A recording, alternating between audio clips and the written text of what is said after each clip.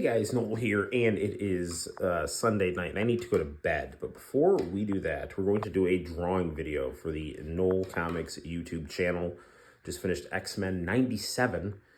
So what better way to share my thoughts about that series than by drawing Bone Claw's Wolverine, the character who made his debut the last couple episodes of the series and had a big impact on my comic book reading as a child.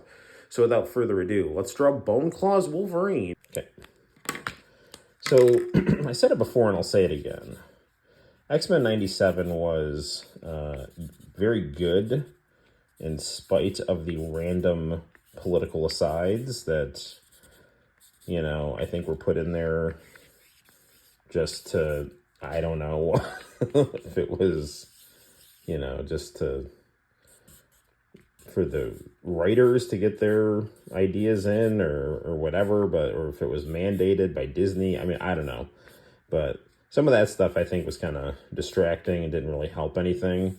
But other things, like the attention to the spirit of the comic books and understanding of the characters was phenomenal. And the strength of those things carried the series to overshadow anything that was kind of just a little bit off. Those claws are going to run off the page a little bit, but I think that's okay. Like, for example, they understood all the characters except for Morph, who they turned into Waylon Smithers. Morph is Smithers, and Wolverine turned into Mr. Burns, and it was just generally awkward a lot of the time. But other than that, I mean, it was pretty good. I'll hold off on Wolverine's stogie for right now. I'm just kind of worried about getting some stuff in place. I'm inspired right here for this picture by the Andy Kubert Bone Claws, when he popped out his claws in front of Jubilee and a butterfly flew down on him, and they were all bony bone claws. I was so mad when they did that in the comic book. I stopped reading for like years.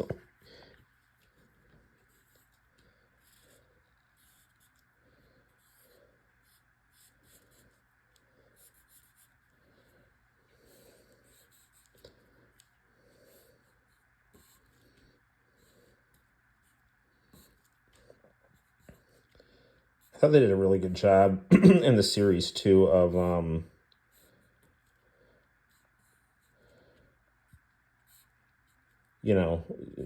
having Magneto be able to go from to be able to get the whole Magneto arc of 80s and 90s within one season was extremely impressive.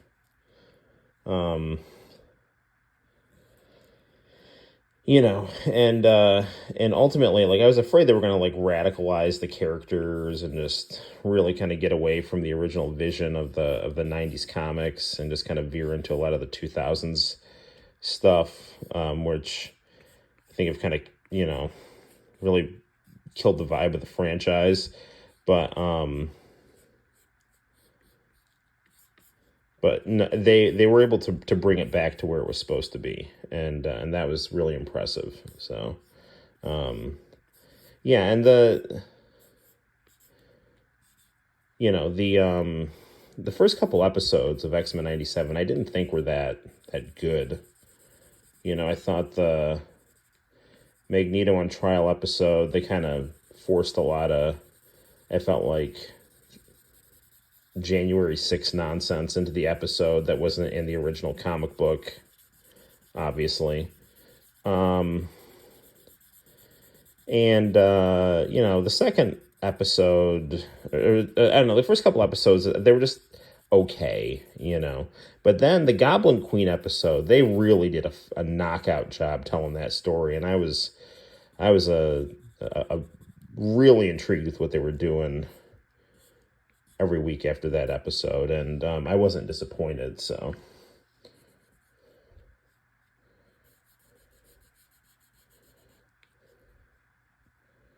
I'm trying to make his beard going a little more here.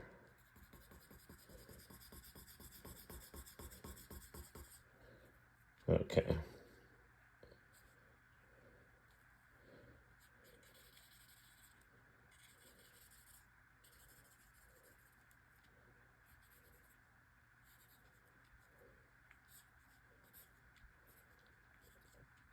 It's always funny trying to draw these Marvel guys from the 90s in these drawing videos because, you know, a lot of detail went into this 90s style they did, you know, with Lee and Lee Field and Silvestri and Kubert. It's like they did so much hatching, you know, on these guys that, you know, it added a lot of energy to the characters.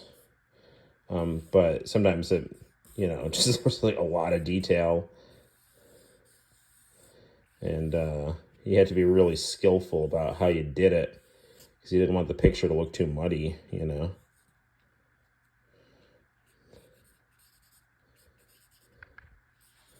Hopefully I'm not moving the camera out of frame here because I'm drawing with one hand, so.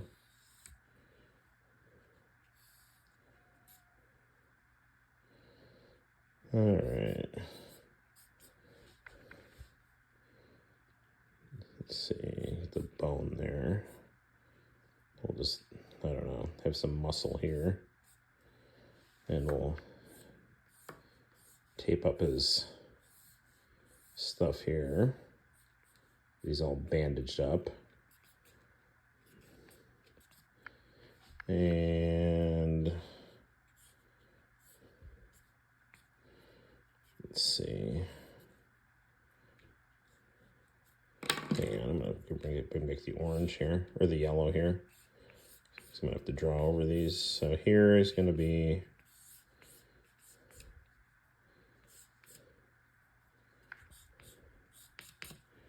okay.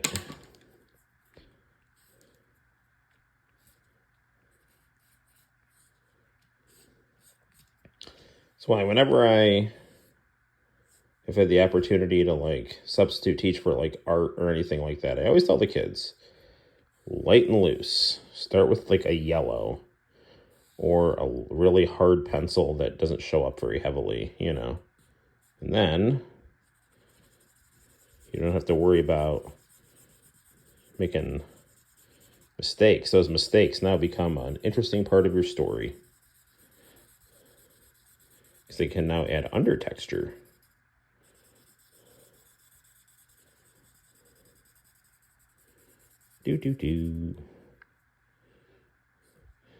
I also enjoyed the part where they realized that they were dealing with apocalypse when they were in Egypt. Like Magneto and Professor X and Beast and Rogue just kind of like awkwardly back away.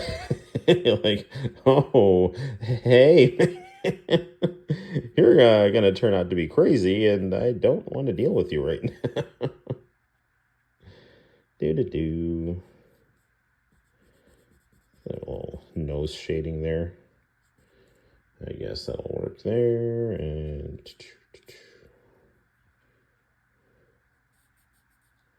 don't want to add too much though, but just a little indication of some things. Add some arm hair here.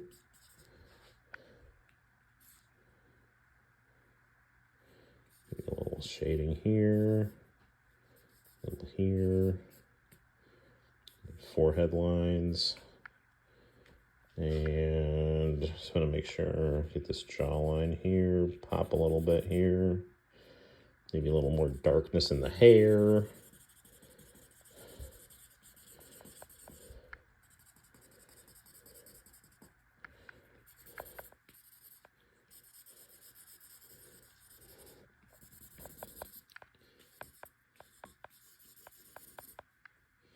Okay, I think we basically have our good friend here.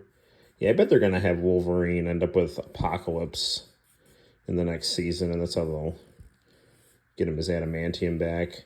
I'll tell you, though, they've done such a good job. The cameos in, you know, the episode, the finale episode were really some really good stuff.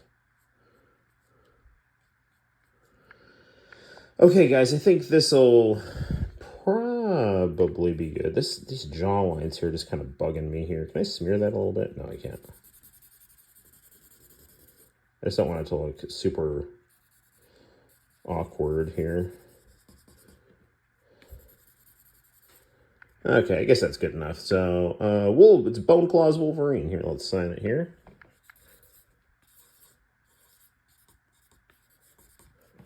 And there you have it, guys. Until next time, my name is Noel. You take care, and I'll see you in the very near future for more drawing videos on the Noel Comics YouTube channel. Let's make that bandage go right there a little bit more. All right, there we have it, guys. Take care. Read more X-Men, especially from the 90s. Bye-bye.